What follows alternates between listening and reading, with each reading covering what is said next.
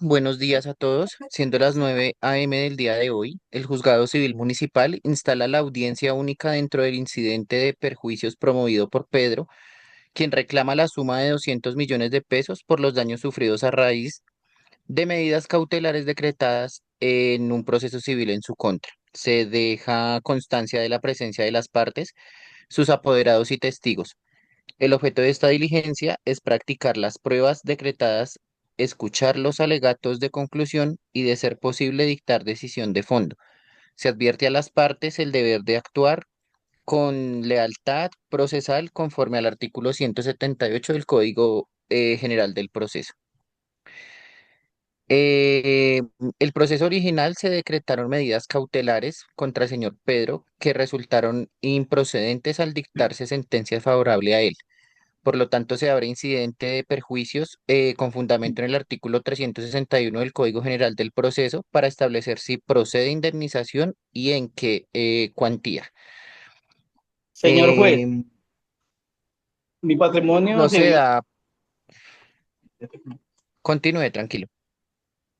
señor juez, mi patrimonio se vio gravemente afectado por las medidas cautelares. No pude acceder a mis cuentas bancarias. Se frenaron negocios con proveedores y perdí contratos importantes. Solicito se reconozca los perjuicios que ascienden a 200 millones de pesos conforme a las pruebas contables y testimoniales que presento. Tiene la palabra el abogado del demandado. Señor juez, con fundamento en el artículo 361 del Código General del Proceso, la parte que solicito medidas cautelares improcedentes debe indemnizar los perjuicios ocasionados. El dictamen pericial acredita una pérdida de 150 millones en operaciones comerciales, mientras que los testimonios demuestran afectación a la reputación de mi representado, estimada en 50 millones adicionales. Por lo tanto, solicitamos que el despacho condene al demandante a pagar los 200 millones más costas procesales de conformidad con el artículo 386 del Código General del Proceso. Tiene la palabra el accionante.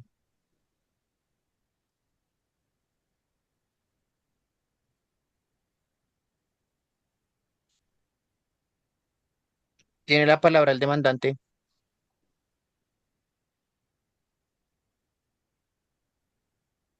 Señor juez, niego la existencia de los perjuicios alegados.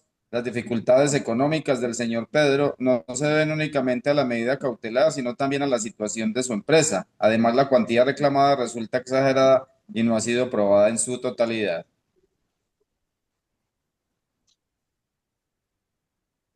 Tiene la palabra el abogado del demandante. Con todo respeto, señor juez, el incidente debe resolverse conforme a la carga de la prueba establecida en el artículo 167 del Código General del Proceso. El demandado no acreditó un nexo causal directo entre la medida cautelar y las supuestas pérdidas.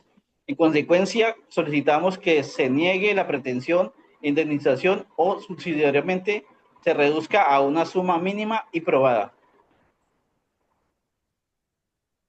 Perfecto. Procedemos con los testimonios. Tiene la palabra el testigo, el contador, por favor.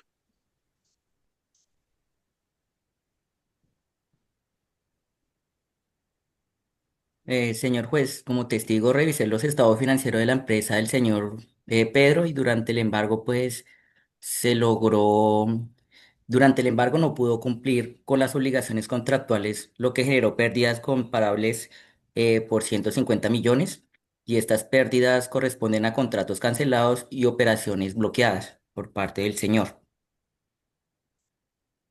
Ok, tiene la palabra el testigo número 2, el proveedor o cliente. Señor juez, soy proveedor del señor Pedro. Por las medidas cautelares no pudo pagarme a tiempo y debí suspender la relación comercial. Esto le hizo perder otros contratos, pues su reputación en el mercado quedó afectada. Tiene la palabra el abogado del accionado.